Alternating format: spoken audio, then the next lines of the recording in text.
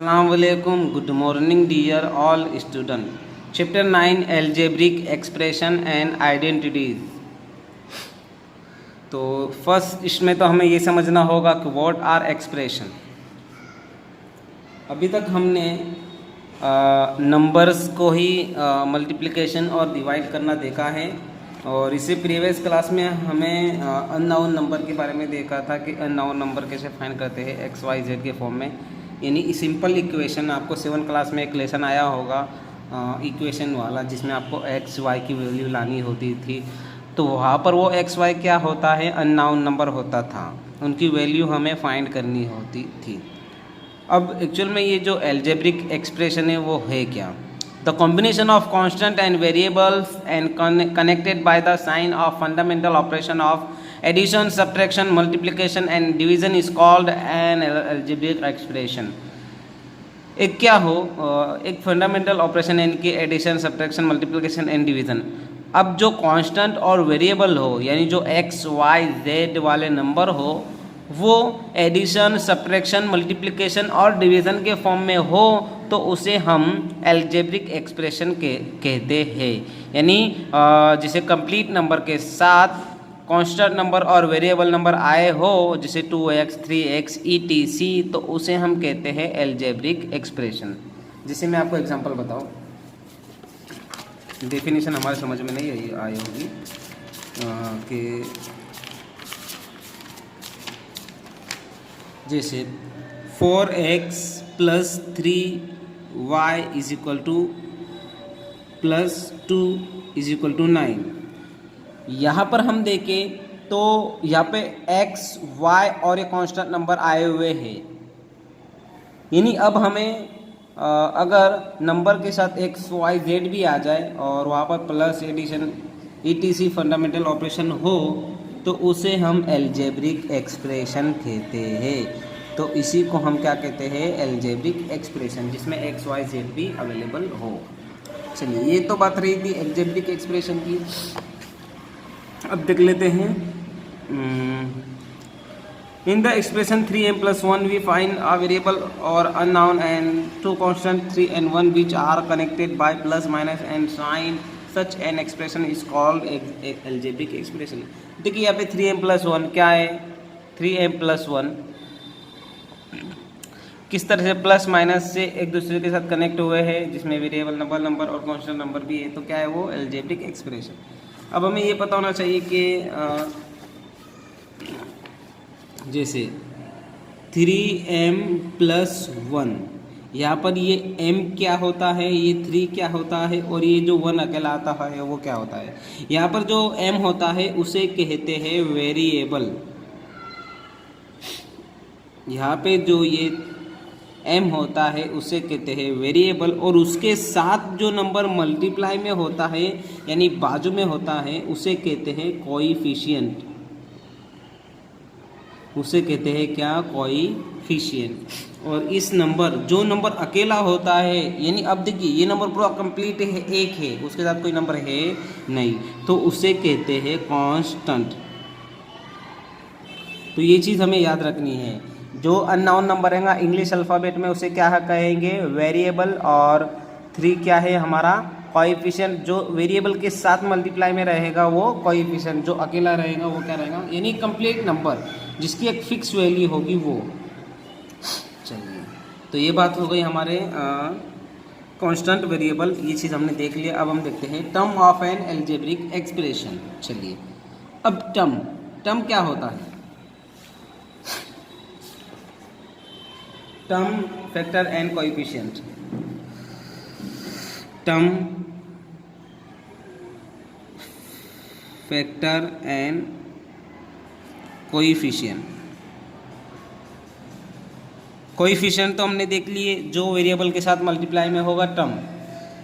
देखिए 2x + 3, यहाँ पे कितने टर्म है, तो डिजिट और टर्म में डिफरेंट है।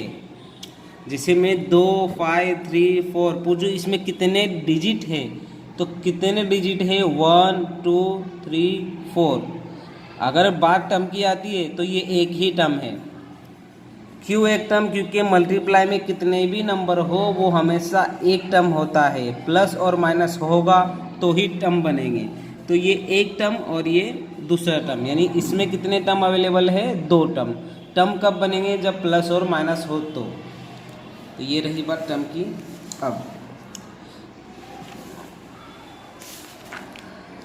अब बात देख लेते हैं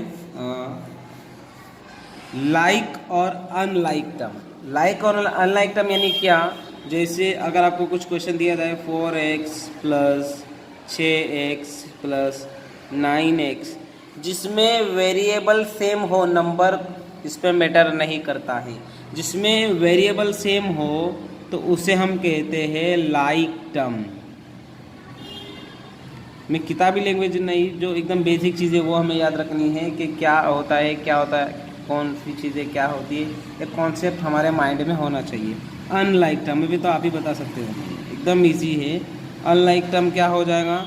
जैसे जिसके टर्म सेम ना हो, जैसे 4xy है, ये 9x है, ये 4ab है, जिसके टर्म सेम ना हो उसे कहते हैं अनलाइक टर्म। नेक्स्ट है type of algebraic expression. Type of algebraic expression on the basis of number of term algebraic expression are of following type: monomial. An algebraic expression having only one term is known as monomial. जिसमें एक term available हो उसे हम कहते हैं monomial. देखिए यहाँ पे दिख रहा है हमें कितने टर्म है, ये एक, ये कितने टर्म है, एक, ये कितने टर्म है, एक। जिसमें एक ही टर्म हो, अभी आप ही सोचेंगे 1 2 3 4, नहीं, मल्टीप्लाई में टर्म बनते नहीं है, प्लस माइनस ऐड हुआ तो ही टर्म बनता है। तो ये सब जिसमें एक ही टर्म अवेलेबल हो उसे क्या कहते हैं? मोनोमियल। अब बायनोमियल, जिसमें 2 टर्म अवेलेबल हो, तो एग्जांपल 1 2, कितने टर्म है? 2 टर्म है, तो ये क्या है? Binomial. An algebraic expression having 2 term is known as binomial. जिसमें 2 टर्म हो उसे हम क्या कहते हैं? बायनोमियल। ट्राइनोमियल, जिसमें 3 टर्म हो, देखो 1 2 3, 3 टर्म यानी ट्राइनोमियल। क्वाड्रिनोमियल, जिसमें 4 टर्म हो। और पोलाइनोमियल हम किसे कहते हैं? जिसमें 4 से ज़्यादा था, 4 से ज़्यादा टर्म आ जाते हो, उसे हम कहते हैं polynomial. Degree of term of an algebraic expression. Degree of polynomial: the exponent of the term containing the highest power of the variable in a non-zero polynomial is called the degree of a polynomial. Degree किसे कहते हैं? कि degree आपको find करने के लिए आई तो ये डिग्री क्या होती है? जैसे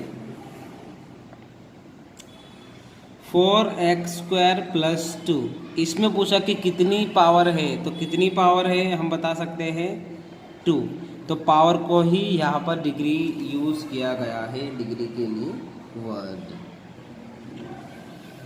चलिए अब हम एक एग्जांपल देख लेते हैं।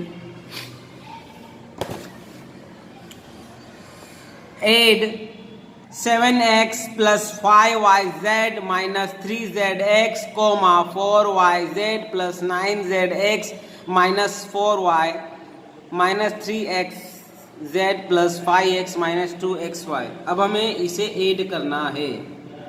अब ऐड कैसे करते हैं वो हम सीखें।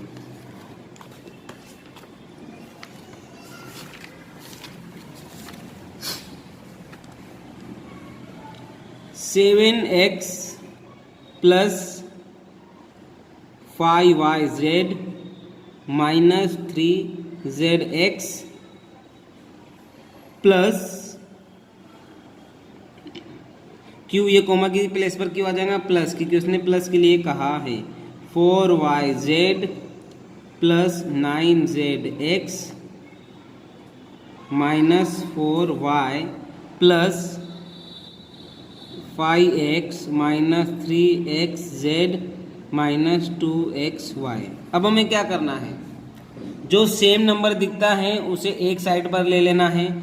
xy वाला ढूंढिए, ये xy, ये रहा xy, एक ये और का ये क्या तो नहीं है, तो 7xy - 2xy। नेक्स्ट हम देखते हैं yz, तो प्लस है तो प्लस लिख लेंगे 5yz। yz हम देखते हैं ये रहा +4yz। अब हम क्या देखेंगे? Minus 32x। चलिए ये x और ये x, तो प्लस 5x। अब हमें क्या देखना है, प्लस 4yz। तो ये yz, तो और yz हमें दिख रहा है क्या, तो yz नहीं है, तो yz एज इट इज़ रहने देंगे। ये क्या है, प्लस 9zx। अब zx देखना है हमको, तो ये रहा, आगे पीछे रहेगा तो चलेगा 3xz। चलिए अब क्या बचा है, ये 9 माइनस 4y, तो ये minus 4y as it is. अब कुछ भी नहीं करना है हमें। 7xy ये पेयर बन चुकी है हमारी, ये पेयर बन गई है, ये पेयर बन गई है हमारी, और ये 2 पेयर बन गई है, और जो नहीं बनी उसे वैसे ही रहने देना है। चलिए 7 में से 2 जाएगा तो कितना, 5xy प्लस 9yz माइनस, चलिए 32 में से 5 जाएगा, कितना बचेगा, तो 5 3 यानी माइनस 37x और 4yz to as it is. तो पहले हम इसको देख लेते हैं, 9z में से 3 जाएगा तो कितना बचेगा, plus 6zx plus 4yz minus 4y। इस तरह से हमको एल्जेब्रिक क्वेश्चन को ऐड करना है, जो सेम हो उन्हें एक साइड कर लेना है और जो नहीं में से होता है उसे नहीं करना है। तो यहाँ पे हमारा ये जो अलजेब्रिक एक्सप्रेशन है इसका बेसिक कॉन्सेप्ट क्लियर होता है। कल हम इसकी एक्सरसाइज स्टार्ट करेंगे, तो आप सभी को पहले अच्छे से वीडियो देखनी है, जो जो पॉइंट्स मैंने बताया हो वो नोट डाउन करने हैं। अल्लाह हाफिज़, बाय, टेक केयर।